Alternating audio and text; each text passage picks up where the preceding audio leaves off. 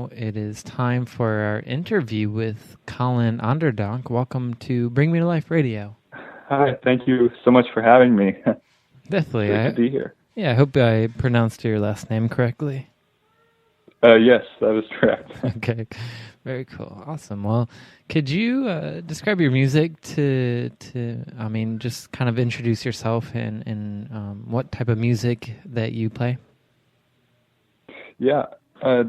So, as you said, my name is Colin Onderdonk.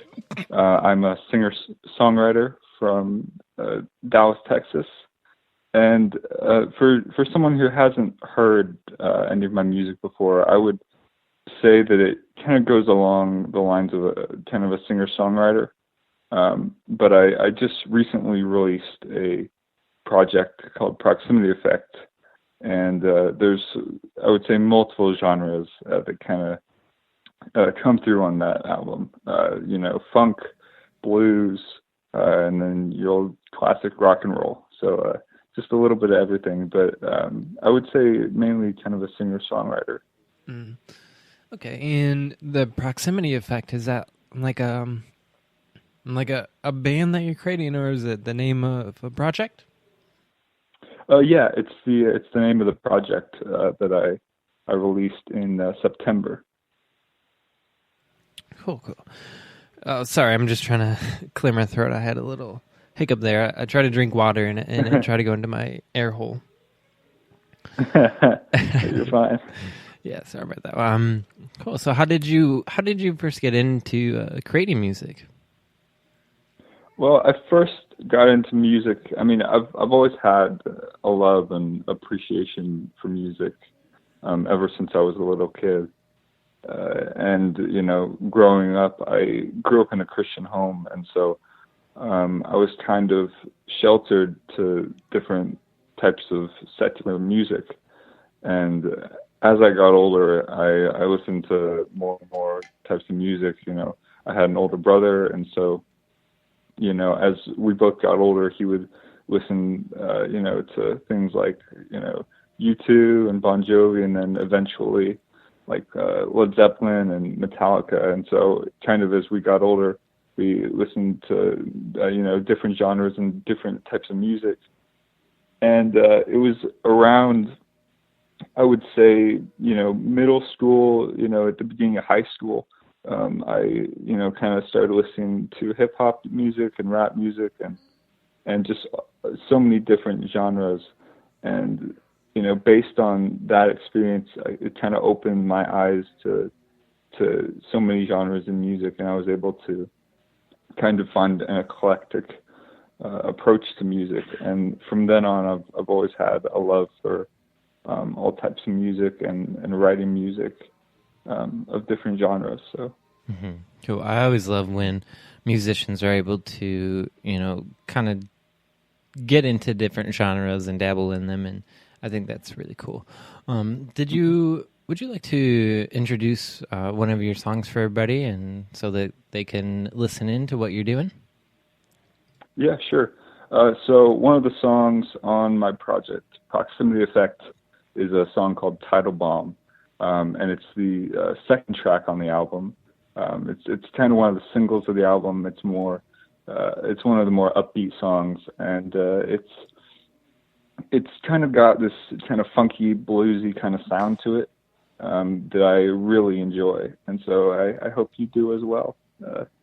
So this is Tidal Bomb.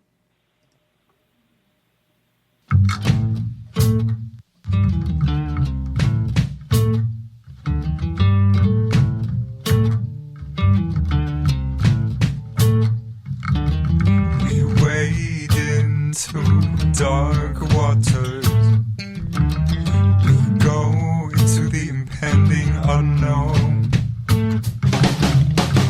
Enemy bites are here, but we are not alone.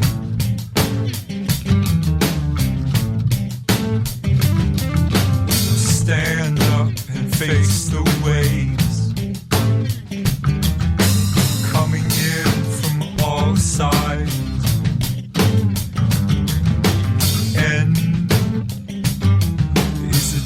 Time bomb.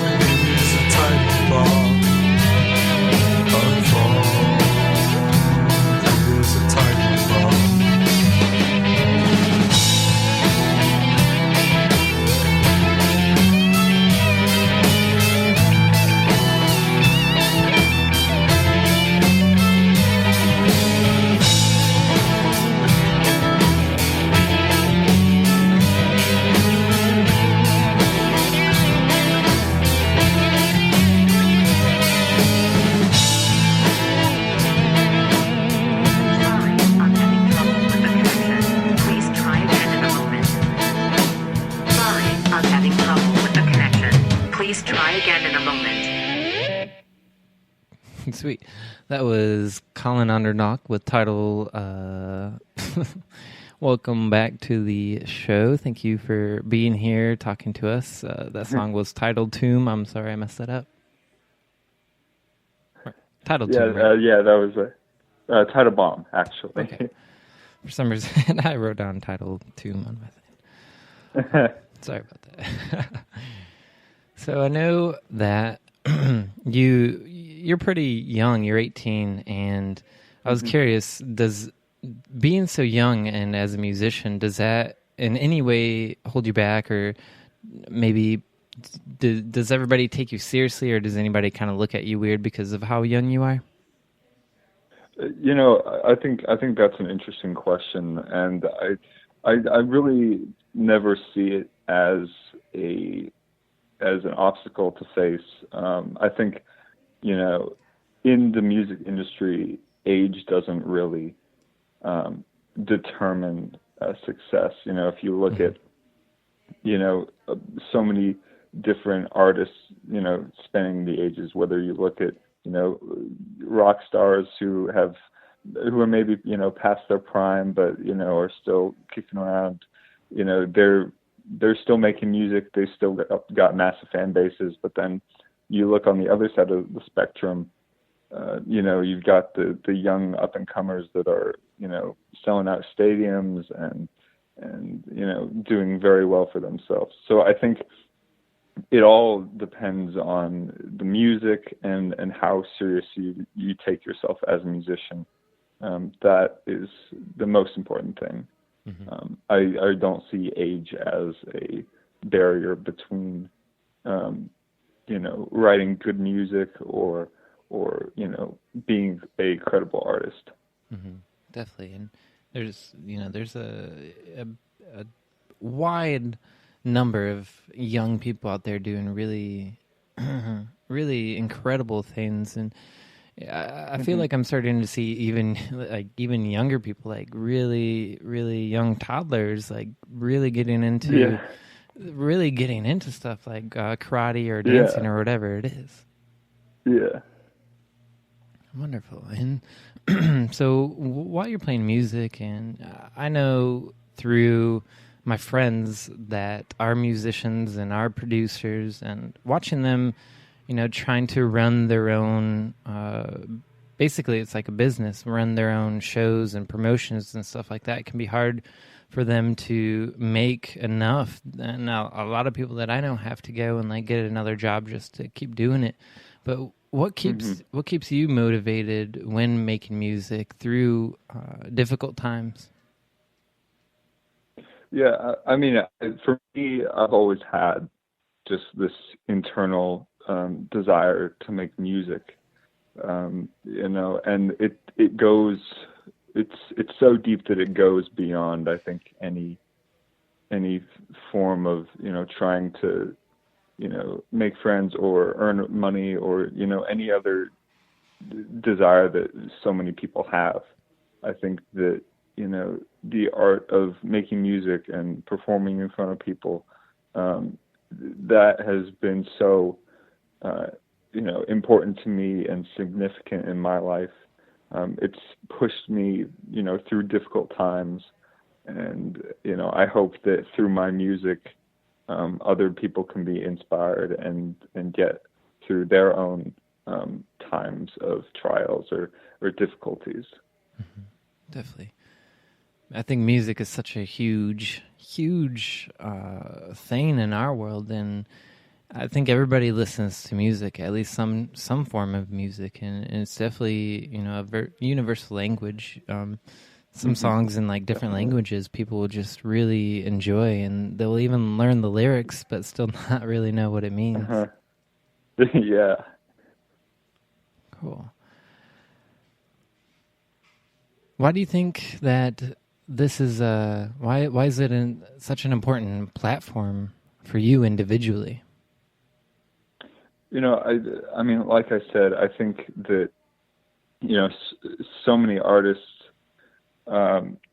find it as a way of expressing themselves, but for me, it's always been a part of me. I don't necessarily, write music to, tell everyone about myself, but I use it as a way to just talk about certain issues and be able to, get with people about significant things in their lives that they wish to talk about, such as faith or just different problems that people face. And I see it as a very important tool in impacting people's lives. Mm-hmm. I totally agree. And I always remember I was reading a book years ago, and it said that speaking in terms of like ascension and whatnot, they said that music and art that's going to be like the that's what's going to help you to lift up. It's going to help you come to life. Music and art are so important to us as humans, and just I think every aspect of life. Yeah, I mean, I totally agree with that. I think that we all believe in different things, and no matter what you believe in, I think that through music you can find at least positivity, and you can find some sort of internal growth and wisdom through music, and depending on what you listen to, you can definitely be impacted by what an artist is saying through their lyrics, or how you feel based on the impact of the music itself. Like, for instance, the melodies, they can just make you feel a certain way, and I think for anyone that's applicable. Mm-hmm. For sure. Would you like to introduce another song? Yeah, sure. So another song from my project, Proximity Effect, is called Savior's Hand. And it's kind of a darker song, I would say. It's still got kind of a pulse to it like Tidal Bomb, but it's more, I would say, on the deeper side of the project. And it talks about kind of the beginning of someone's faith after they've kind of decided to try and believe in something. So this is Savior's Hand.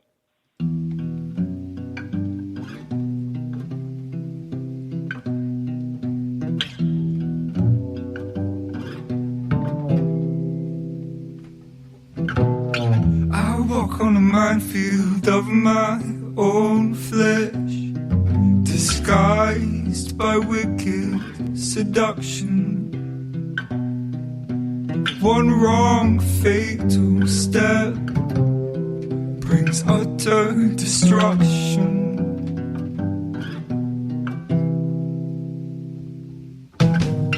I pace among the tombstones of my fallen friends.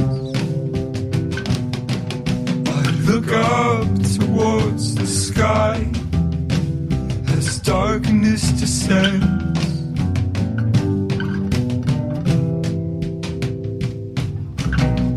I look below my feet, millions of doomed souls. Hand of my Savior, looking through the hole, looking through the hole.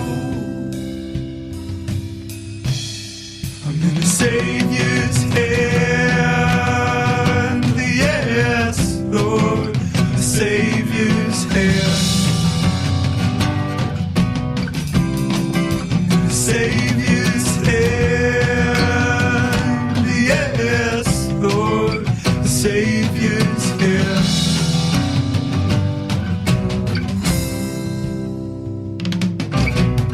I stumble over the traps before me. My chest hits the floor. I rise with a new life that death doesn't hold anymore.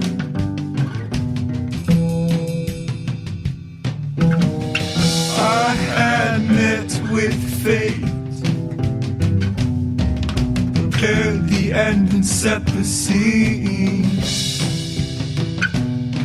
but he rewrote the finale, and I was made clean. Oh, I was made clean. I look below my feet,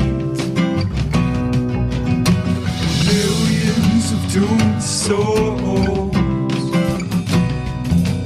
I'm in the hand of my Savior, looking through the holes, looking through the holes. I'm in a Savior's hand, yes, Lord, the Savior's hand. In the Savior's hand, yes, Lord, the Savior's hand.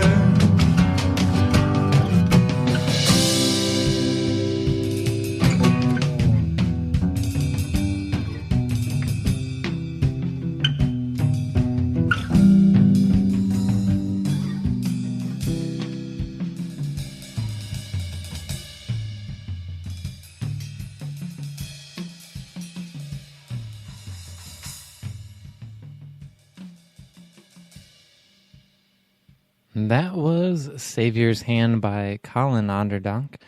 Welcome. Well, we've already welcomed you, but thanks for staying with us in this interview. Thank you for having me. Definitely. And in that song, I heard some drums and cymbals and whatnot. Do you do the guitar and the drums and all the other instruments? Well, for that track, it was pretty interesting. I worked with a guy named Canyon Kafer, and we were set up in a recording booth together. I was playing acoustic guitar, and he was playing an upright bass. And so we kind of played with each other over the metronome, and it was a very cool experience. And then after that, I got with the producer of the album, Paul D'Adamo, and we worked through the drums, and he added those drums that you heard on the track. Awesome. Do you ever play in a band, like for any kind of event, maybe at your high school or wherever? Yeah, I do. I go to a Christian school, and so we have, worship services and chapel services, and I've helped lead those services for the past around 4 years. And so, performing in front of 300, 400 people, every other week it'll give you some good experience in front of a crowd. So I've been blessed to have that opportunity to do that. Definitely, I can imagine.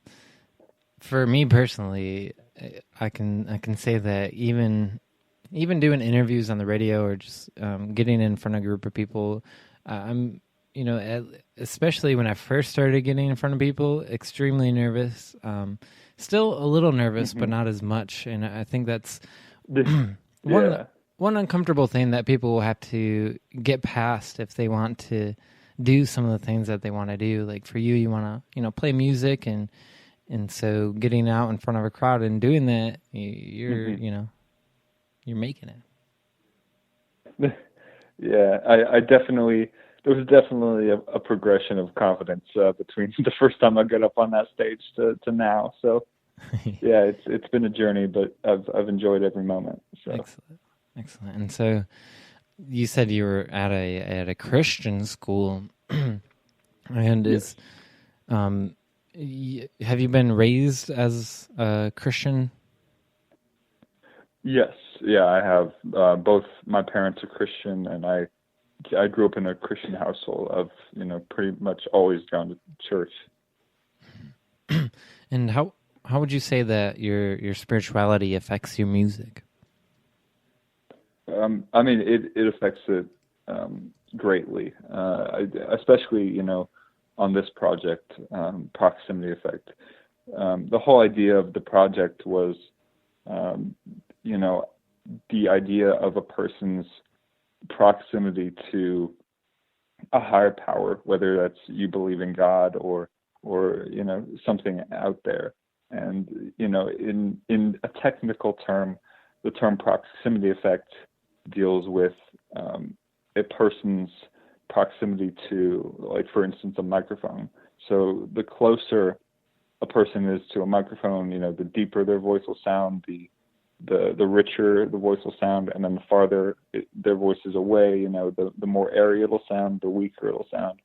So the idea of the project Proximity Effect is, someone going along a spiritual journey, a religious journey, and different points in their walk being closer to achieving their, closeness to God versus, points in their walk where they'll be more farther away from God. And so it was kind of an interesting idea to dive into and investigate.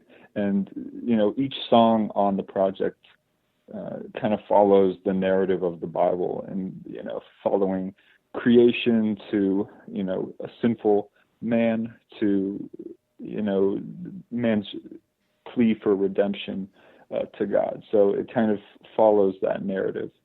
And I think my spirituality has had a tremendous impact on the lyrics and the music that I've released so far. Beautiful. Is there any maybe you could call it favorite? Do you have any favorite parts about playing music and being a musician? I think there's a lot of great parts of being a musician. One of the greatest feelings in the world is when you write something that you feel is very impactful. I think it was like John Mayer who was talking about how, after he's written something good, you'll never talk to a more confident him, which is pretty interesting. But one of my favorite parts of being a musician is performing live. Sometimes when people perform live, like you said, there can be some nerves. But, as you get more and more experience, turning those nerves into excitement, and, performing live, it can be not only very impactful to the audience, but it can be super fun for the performer. And I've, had the privilege to perform many times, and it's always been a great experience. Yeah, does the energy of the crowd affect your performance? Yeah, definitely. There have been some, places where I've performed where the crowd hasn't been as lively, and you can definitely tell versus, a time when people are, jumping up and down, or, it's definitely the audience has a huge impact on the performer. Mm-hmm. Cool. And I don't know, but I don't think that many people who are in the audience who may not be, a performer like that, and maybe I don't think that they realize how much, the crowd's energy affects the performer. Yeah, it's definitely a huge impact. Performing in front of a crowd, and when there's no clapping or there's nothing there, you can definitely tell that the artist can sometimes have a hard time of controlling the audience. But when the audience gets into it, there's no better feeling. Definitely. Maybe what are some more difficult aspects for you being a musician?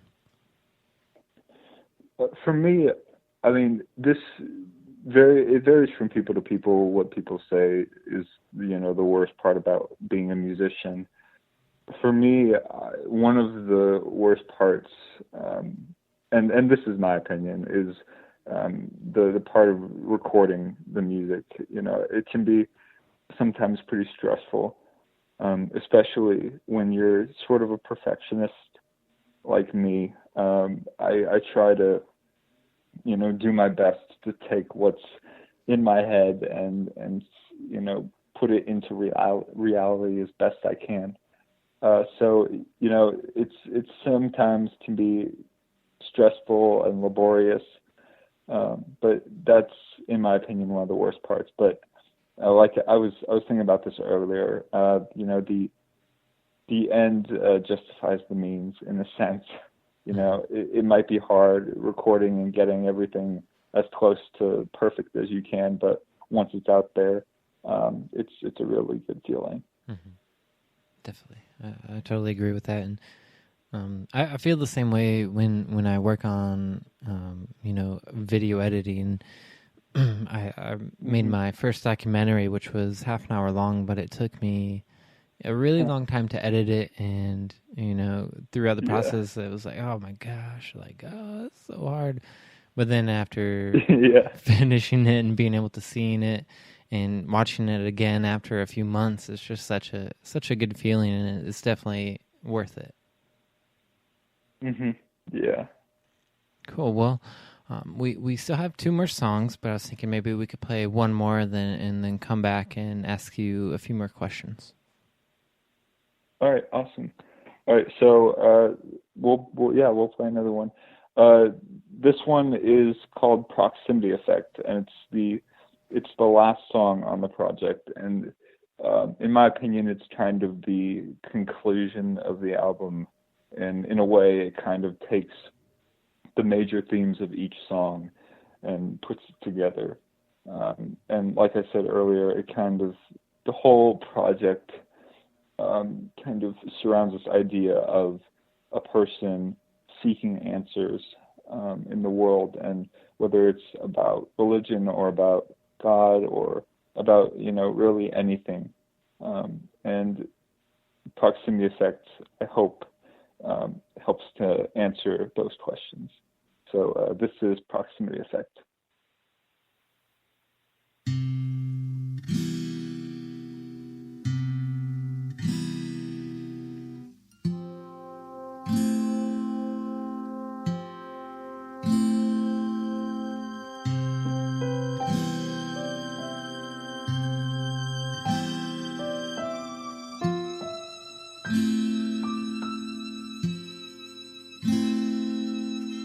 Lord, you are my creator, and you made me perfect.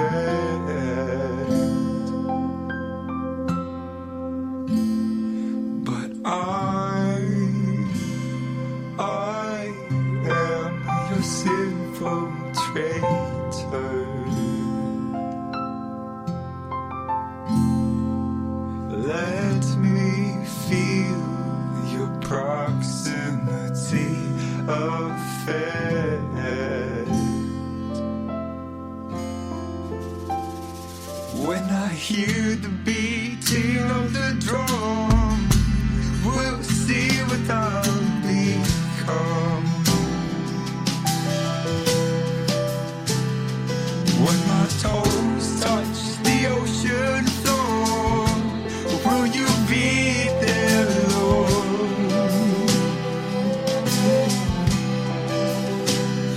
As I charge the hill for the throne, I don't want to stand alone. I want to be by your side when the storm comes for me at night.